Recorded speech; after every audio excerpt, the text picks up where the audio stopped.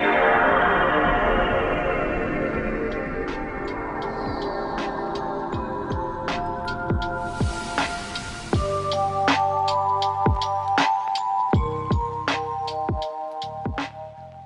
and welcome to GlitchCube, we're a gaming podcast, and each week we take a deeper look into the art of video games. As always, I'm Christian. And I'm Chris. And welcome back, everybody. Thank you guys for joining us once again as we dive further into the world of games. So this week we have a pretty big game that we're going to be talking about. It's pretty obvious, right? Oh, and first of all, before we jump in, thank you guys for being so patient for last week. You know, life gets in the way, things happen, but everyone's better now, right? How you feeling, man? I know you had to take a week off from that. I was so sick. I was like sitting there thinking like, well, I was really sick the day before we were going to record. And then, you know, I was thinking, oh, I'm going to feel a little bit better by the time we do it. So I was like getting up to sit down, and then it hit me. And I was like, I haven't had like a stomach bug in probably, I don't know, 20 years or something. And oh man, this knocked me down, dude. I was like so weak, and I just couldn't like, I was laying in bed most of the day, but I was laying wrong, so my lower back started hurting. So like I could not get comfortable. Yeah. And the only comfortable ways I could sit would make me nauseous. So it was like just constant state of like agony. My world's ending to, oh God, I'm in pain. You know, Yeah. So yeah, it was not a good like almost 4 days, but I feel good now. Hey, it gave me a lot of time to play games, especially the game we're going to be talking about today. Yeah. So it makes kind of nice. Kind of worked out, I guess. Yeah, well, you needed the full week to dive into this one for sure. So that helped out a lot. But anyway, what we're going to be talking about this week, it's no surprise, right? We talk about this franchise quite a bit, and Chris has talked about it a lot more. We're talking about Dragon Quest VII, man. But the Reimagined, right? So we're going to be diving into that a little bit.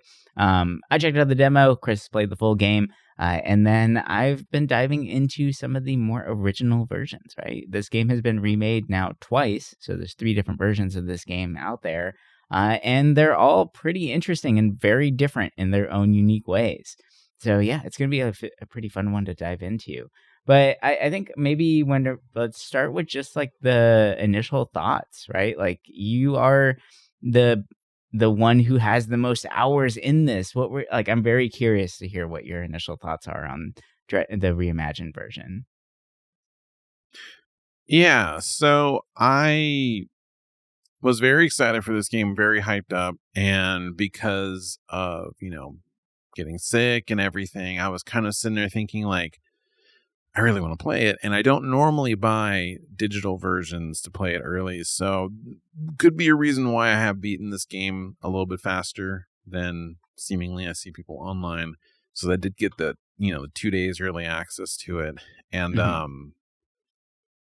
figured, it's my favorite game, so why not do that for this? Because I know what to expect, basically, and it worked out because I just played it nonstop. But basically, it's a remake of, in my opinion, the 3DS version, which is a remake, obviously, of the PlayStation one.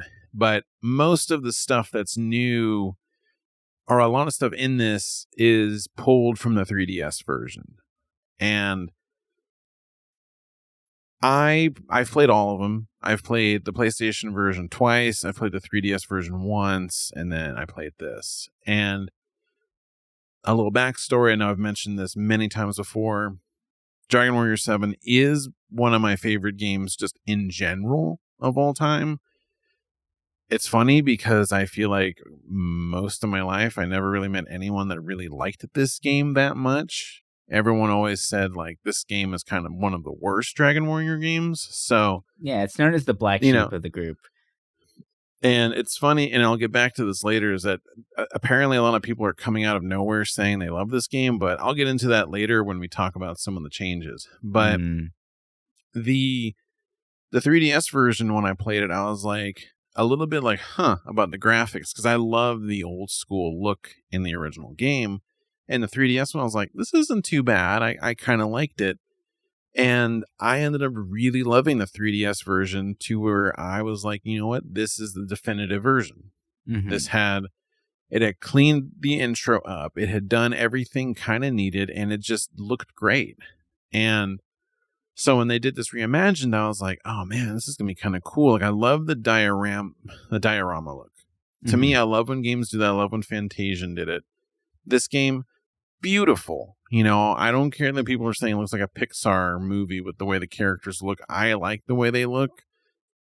But in a lot of ways, that's kind of where my like stop with the game is. I Mm-hmm. love the fidelity of it, but I enjoyed myself with this game, and I feel like I can say that as someone who's experienced it enough where I'm like, yeah, it felt good to walk down memory lane in a way where I didn't have to worry about grinding or puzzle solving. It was like kind of a breeze Mm-hmm. all throughout. You know, it's like equivalent of watching someone do a let's play video, but I'm able to be interactive with it.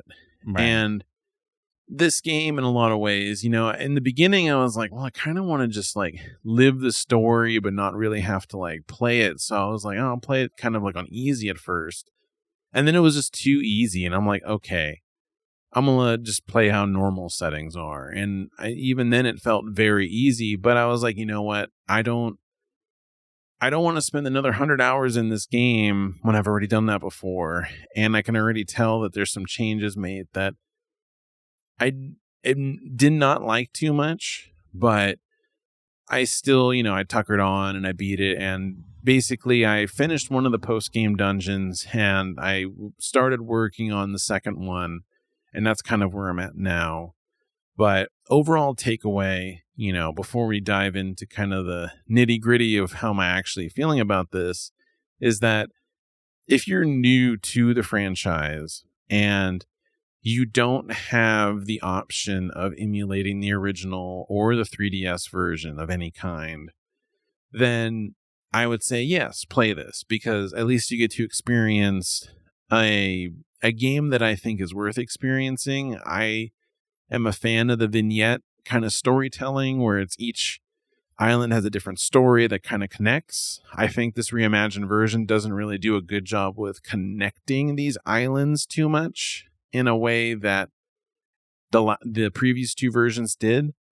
I feel like I can count. There's really only 2 times in this game where they reference another island, and I was kind of bummed out about that. But like I said, if you're new to the game, you don't know anything about it, you can't play the originals, yeah, I'd say give it a shot. You know, it's a very easy RPG, surprisingly, you know, Mm-hmm. considering how hard it was back in the day.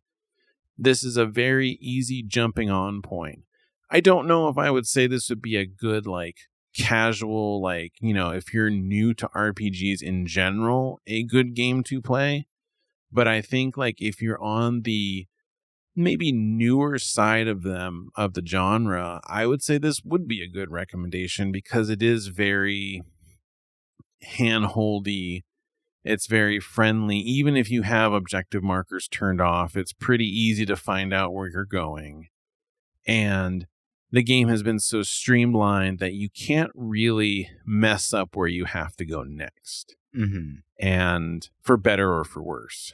And yeah, I mean, like I said, I have a lot of things that I like about this remake, but also a lot of things I really dislike. So, I mean, but you know, with you, I know you started with the 3DS version, or I know you played all Yeah. these different versions up to a point, but I'm curious, like, your idea, because this is like the first time you're even touching it. Yeah, I have not touched Dragon Quest 7 at all, or Dragon Warrior 7, however you want to call it, right? Same thing, I guess, at this point. Yeah. But the initial reaction, so I picked up the demo on the Switch because I just wanted to see what it was like. And while I was playing it, all I kept remembering, because I've looked into these games quite a bit, is that, you know, this is supposed to be like the black sheep of the one. It's supposed to be like, some people consider it the worst one, or they just say it's too much of a grind. And I was going into the demo kind of expecting that, even though I did hear that they kind of like streamlined certain things. And I felt like it was almost on rails, right? Like it was a little too just straightforward for being something that is very like time loopy. because the main premise of this, for those of you who have absolutely no idea about this game, is that like you start off on one island, you find this magic shrine, it teleports you to a different island, but the island you get teleported to is in the past. You complete some challenge there, and then whenever you go back to the present, guess what? That island shows up, and now it's a part of the world, right? And you can actually go and visit it in the present time, and there's like changes or things like that, which is really cool to see, you know. But it I like you said, I do really enjoy like the vignette storytelling so far. I think that it's very clever because it allows them to do some like really quick ideas and like bounce around, and no story so far has like really overstayed its welcome, which is really nice, right? So you're able to Mm-hmm. jump around a lot. But so the demo for the reimagined one, the newest one on the Switch, it like I said, it does feel very handheldy. The one of my biggest gripes with it is that like I felt a little too powerful in the beginning. Like they really threw a lot of abilities at you very early on. So like in the first Mm-hmm. hour, you level up enough where you have classes, which classes aren't available for a very long time in the original. And I get why they like brought them in sooner, but I feel like that should have been brought in sooner, but not at the very beginning, right? Like your main character getting a very strong offensive like magic move, the Aqua Slash, that early Mm-hmm. on felt like a little, I don't know, too much, I will say. But I think my biggest thing about it was it really took away all the thinking and experimentation that a lot of turn-based RPGs have. Like, yeah, you know, even in like Final Fantasy games, you kind of have to figure out what enemies' weaknesses are in order to use them. Persona does the same thing, right? All that stuff. But I know with like Persona, you find out the weakness, and then once you find it out, then it does a little icon that tells you if they're weak or not to that. But this game gives you a thumbs up or a thumbs down right off the bat, Mm-hmm. where it just kind of tells you like, this is good, use this, right? Like it felt like very much like baby's first RPG, right? Which is Mm-hmm. weird because this one's supposed to be such a large RPG to be playing. So that kind of turned me off a little bit. And then as much as I really enjoy the visuals of this game, like especially for the reimagined one, I love the diorama look. I think it's really cool. I feel like like I immediately had a weird question over is like, how old is this prince supposed to be, and how old is your main character? Because the main Yeah. character in the reimagined version looks very much like a 5-year-old child, right? He's got like giant feet, big old head, and the prince looks like a 40-year-old dude. But like it turns out like the prince is 18, you're supposed to be 16 or whatever, right? But like the Mm-hmm. visuals of those characters looked a little weird to me.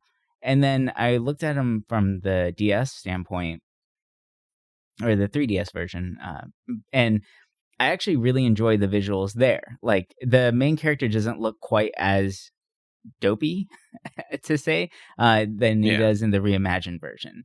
So like I really like the version of that one. Now the prince still looks like a 40-year-old man, but you know, it is what it is. It still like is a little bit better in my opinion as far as the visuals go. But yeah, I think the biggest thing that was really getting to me in the reimagined one was the challenge. Like you said, that game it felt really, really easy. Like I didn't have to really think at all. I was spamming attack. I sped up this battle speed as fast as I could, and nothing really seemed to hurt you. And they added in quite a few things that, like, oh, when you level up, you heal completely, you get all your MP back.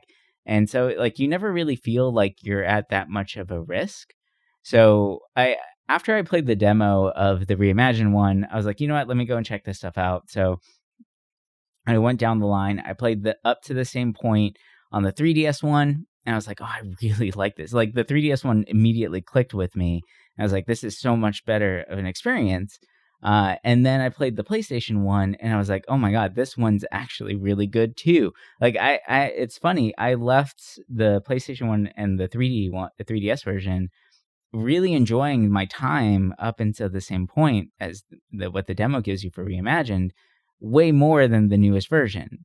Like it felt like they just really cut and like smushed together too many things that if you don't really know the story, like it felt like it was really catered to people who like you have played it so many times, right? Mm-hmm. And have spent a lot of time with these games. Whereas like me walking out the street, never played this game, like they're throwing items at you where you're like, I don't know what this is, but like if you've played the game, you're like, oh, cool, like that's for this, and it's in a different island that I haven't gone to yet, right? Like it was a little strange as far as the pacing goes. So I don't know. Like I'm kind of torn. I was enjoying my time with the reimagined version, so the Switch version, but it just wasn't really fully clicking as like a fun game that I would want to continue playing.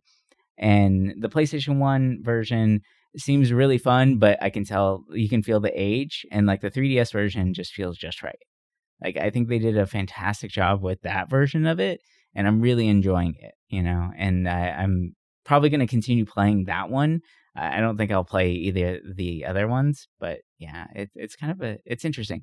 I just don't like the fact that they made you that strong that quickly. I don't know. It feels kind of weird, but maybe that's just a common trope of RPGs that I enjoy. Like you need to start to feel like you're actually getting stronger because they give you the classes, but they don't explain it to you in the Yeah. beginning too well, right? They just kind of throw it at you where it's like, oh, you're a fisherman. It's like, oh, cool, whatever, right? Like, sounds great. What does that mean? So It felt weird that they gave you, like you said, that move so early on in this version. And I get like they want people to be kind of strong and not have to struggle too much. Because, I mean, a lot of modern RPGs do kind of have that hand-holdy opening, right? Where it's like you start off kind of strong and then things get really heavy against you. And then eventually you get really strong again. In this new version, I felt like it was just always strong. There was one part where one boss was kind of a difficulty spike, which is interesting because he was not in the original. But other than that, the game like was not a spike, very, or very he wasn't easy. in the game at all. No, he was. Okay, but it wasn't like the a difficulty spike. spike was just non-existent. Like in the first two versions, there's bosses where you're like, oh, these are like difficulty checks, especially the original. And this version, you don't really have that problem. I don't think it was because I was over leveled, because there were times where I just like, I felt like I wasn't over leveled, but I was still able to massacre things pretty easy. But the thing that I guess we'll get into kind of like some of the changes I didn't like in this game. So I tried finding a list of everything that's been like cut, removed, or changed, and no one's really done a full, complete list yet, which makes sense, right? But, coming from me, I've kind of wrote down a bunch that kind of changed that I noticed. And it's funny because you brought up something that I totally overlooked and forgot. But, I'm going to not say any spoilers for the new game at all. So anything that is new story added, because there is new story added in the reimagined version. At least like, okay, so there's two differences. There's how they merged old stories from the islands in a little bit, or they streamlined it. That stuff, I'm not going to mention too much story stuff in general, but they also added like a whole new kind of like thing that talks about some stuff later on in the game. And that's new totally to this version. And that's about it. Okay. Most of this has stuff that's just been cut. So the stuff I'm going to talk about, I'm not going to get into too many story things that would spoil anything. I might just talk about maybe what that island was because it was cut or the story was cut. But anyway, so the thing I totally forgot about that you brought up was the woodcutter. And I know people are going to be like, well, who cares? It's like some small character, but something that I had forgotten about is that, so in the original two games, when I say original, I'm just going to say the first two games, basically, because there's not much cut from those two. There was a little wood cutting gnome. I think he's a gnome. Yeah. I know that character model is usually like a dwarf in these games, but I think they called him a gnome. And he lived in this little house where he could talk to animals. And it was on right below Estard Castle. So he was on your mainland, and he never really provided much use until you would go to the island where you find Ruff. And in the original, you needed him in order to converse with Ruff, right? Like, it's been a while since I played it. He's not in this remade version at all. So I'm going based purely off of memory of this, but I remember you had to go back to the present, recruit him, and then go back and use him to talk to people, right? From what I've seen so far with the demo, they removed that aspect. Or maybe it's in later ones, but there's like the moments where you're on an island in the past, and then you are like, oh, I need to go back to the present to go find something and then come back, right? Like, it seems like they're trying to streamline it that way. Same thing happened with the Holy Water, right? Where in the very first island you go to, you need the Holy Water. In the demo, they give it to you right away, where it's like, here it is. You don't know what the hell this is for because you haven't touched an island yet, but here's the thing. And that way you don't have to backtrack and go back for it, right? So I think that's what they were doing with the woodcutter too. That's what it seems like. It was that, and it was the hot stone or whatever was the other thing. The hot stone, yep. That was the thing that they mentioned they would cut, is all the going back and forth. And, you know, that's kind of with this remake. It is nice for people that, you know, in a modern setting, a lot of people don't have time to play games. So they just want a story that keeps pushing them forward. But it doesn't take that long. And that's part of the It doesn't take that long. And I feel like if you're already playing an RPG, you're kind of committed to possibly a long story, at least a 30-hour story. You know, I get it. But the going back and forth for these small things was never much of an issue. The bigger issue in those older ones is that it'd be hard to sometimes figure out where you had to go.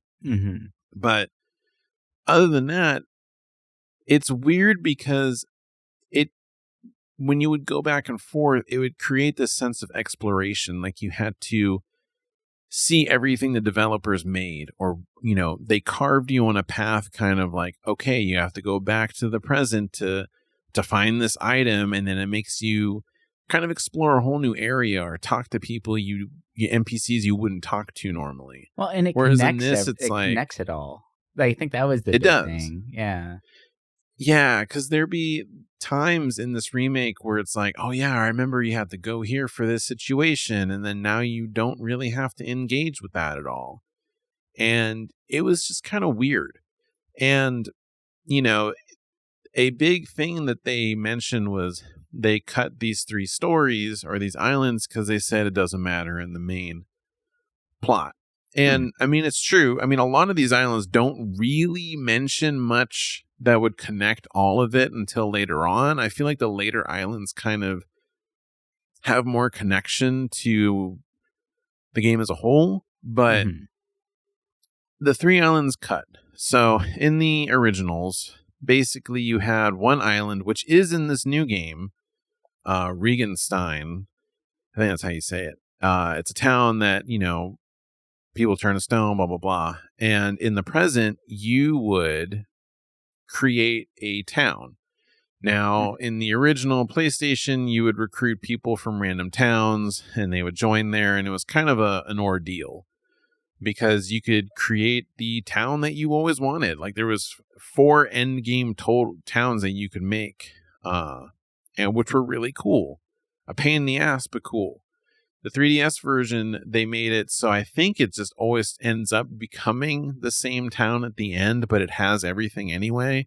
Okay. But there they kind of changed it where you're recruiting, I guess, monsters that changed into humans, which I totally forgotten about. And so that in the new game, it's just an empty island in the present, which I was kind of bummed about. Like, there's not even like where you can go to like the ruins of that town. It's just, you see a little mountain and that's it. Huh. And I was a little bummed by that, but I mean, I knew that they were going to put that in there. But the other 2 things, well, 3, I guess you could call it, the monster park. So this was something I think that was cut in the 3DS version, which makes sense because this was always kind of like a a very long optional thing to do.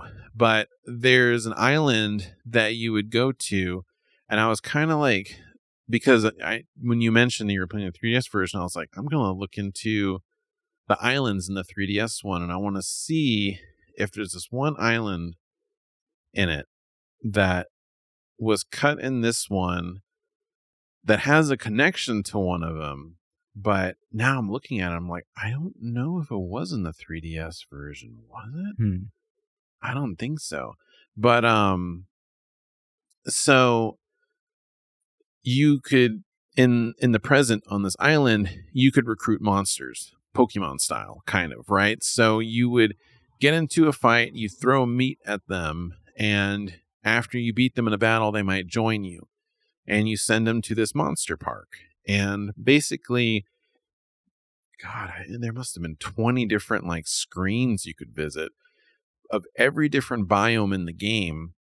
And every monster you recruited would be in one of those biomes. There'd be like a swamp, a dungeon biome, grasslands, lava, like all kinds of cool stuff.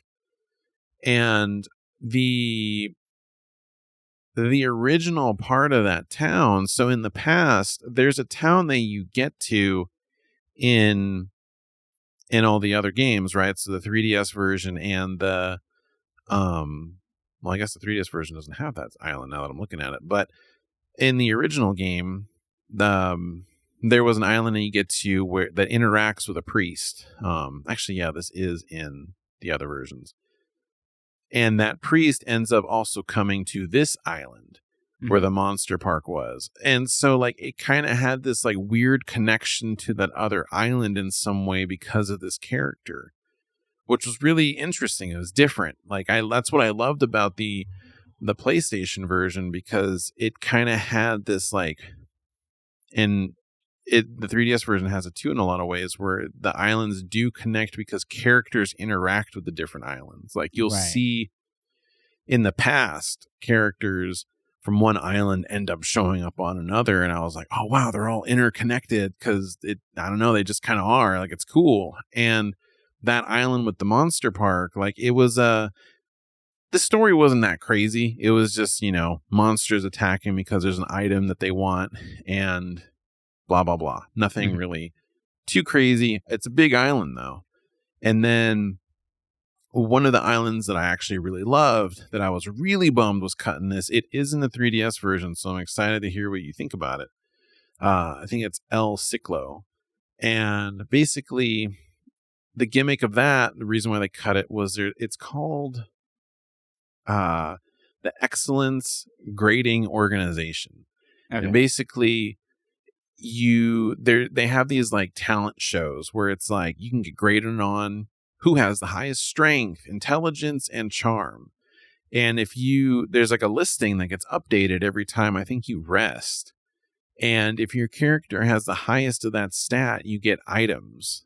Oh, and okay. It was an interesting little system that, kind of pointless, but it was cool. I don't know, like it was an interesting town, and that storyline for that town's really cool. Like the dungeons on that island are fascinating because, one is kind of like, it's almost like you're in a dream, and then the other one you're in some like, I'll say it kind of reminds me of being in a fun house.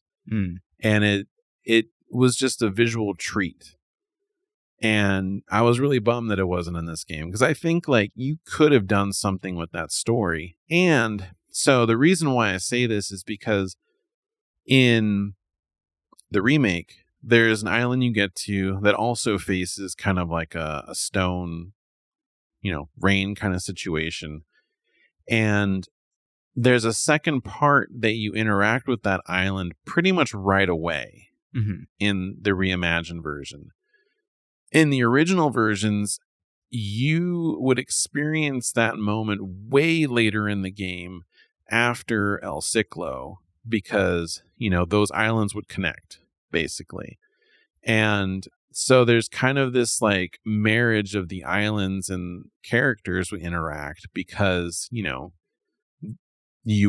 could go to those islands in the past. And I don't know, like, a lot of this cut stuff, like on paper, yeah, sure, whatever. But it's like that interconnectivity in the past is something that made it interesting, because in the reimagined version, being in the past is just, okay, let's get the dungeon done so it gets restored and then move on to the next one. There wasn't a whole lot of reason to ever go back to those islands in the past. Mm-hmm. And it always just felt like nothing ever really would change with those past islands. But then when you play the original games, you're like, oh, wow, like this stuff's connected. You know, it always felt like, and this game in general always had this kind of like bittersweet vibe to it. And it's like always like a lot of Dragon Quest games always kind of have this like happy, bumbling, kind of cozy feeling to it. Whereas this game is more of like a depressing cozy. Mm-hmm. And I think with this remake, they kind of got rid of that depressing kind of atmosphere to it, where it's more like, I feel like they're always trying to be funny in this remake, which is fine.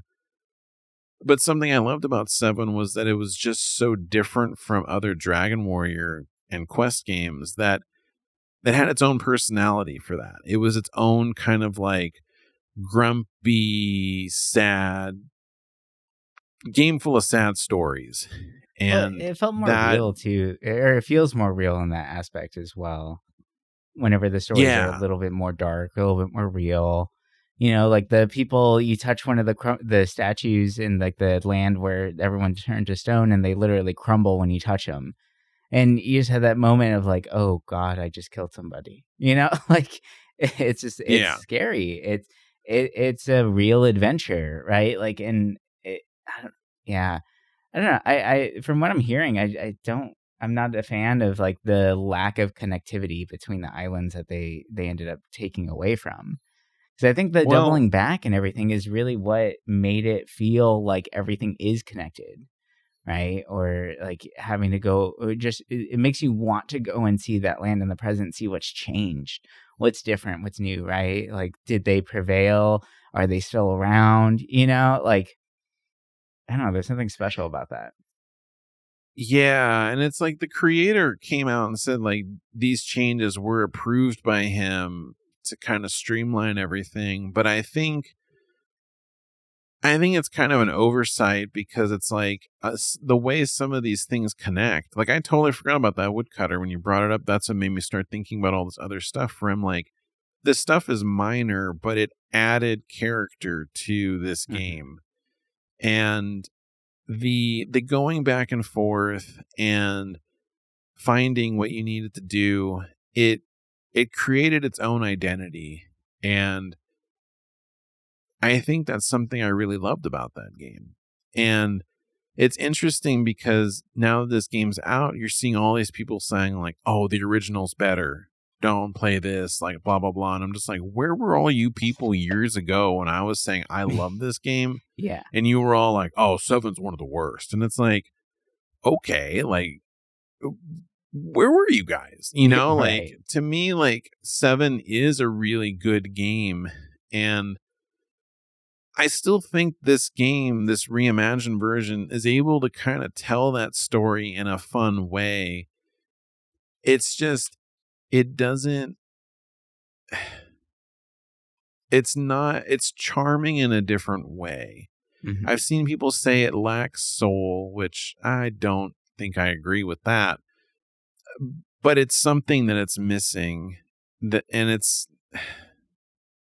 it just doesn't feel like that. I don't say it's nostalgia. I know a lot of people will say, oh, nostalgia is speaking, but it's not. It's more just like, I think that by removing some of this small stuff, it like weirdly added to the game. And a lot of it wasn't stuff that would have added hours to the game. Because going back to what you said, yeah, a lot of people complaining this game was too long, because it was. I mean, the original game, my first playthrough was over 100 hours. It was like 120 hours. Mm-hmm.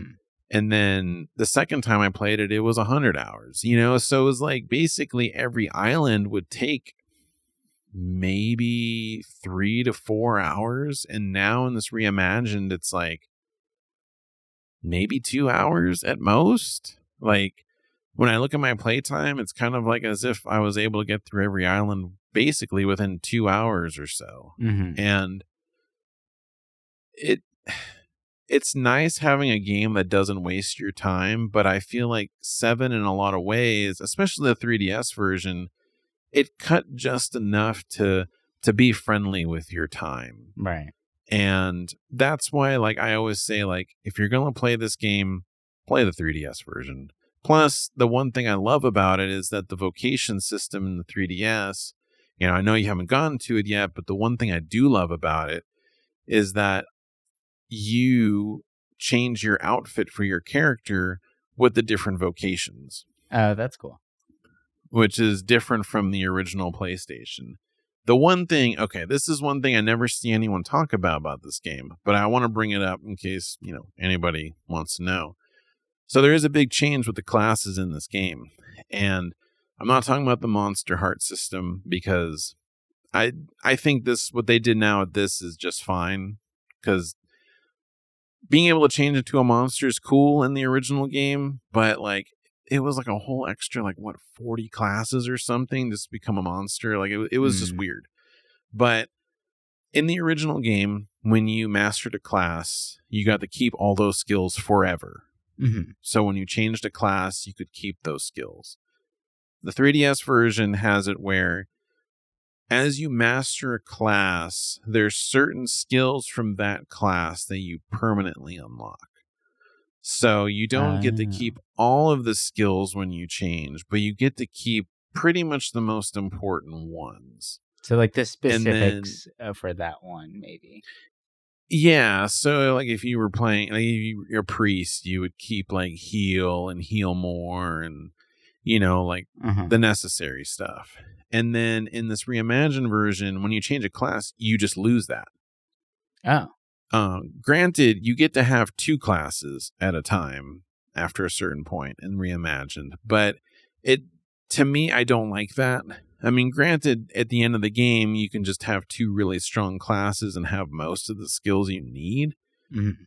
But I prefer the original 2 versions style because I felt like you had a bigger variety of skills that you could always fall back on. Right. But I think that also had to do with the difficulty, because the difficulty in the PlayStation version especially was really hard. The 3DS version, I think, has a really good balance. And it was necessary to do that. Whereas in this version, you can get by with just even the Jester class, So it's interesting, some of these changes. And I originally thought when I was getting this game, I was going to be like, oh, this is instant game of the year for me. But after beating it, I'm like, it's definitely like a game I really enjoyed for this year. But I don't know. I've been playing some 2026 games and I'm like, damn, this could be a game of the year candidate. For next week, a little peek behind the blinds here, but I've been playing Cairn and Mugenics, so I'll definitely be diving into those at a later date. But yeah, I don't know. Like, this is one of my favorite games from one of my favorite franchises, and I knew they were gonna to make changes, but I don't know. It's just, it doesn't make me want to go and play the original game. I think I'm done with 7 as a whole.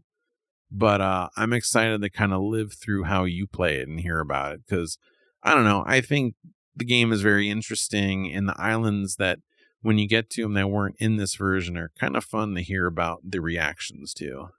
I do find it really interesting that, like, very rarely do I think about this, but this might be one of those remakes that makes you appreciate the originals even more, right? Mm-hmm. And it's kind of, it's weird how that works, right? The remake should just allow you to have the similar experience and really enjoy your time with it. Maybe some slight quality of life changes, things like that.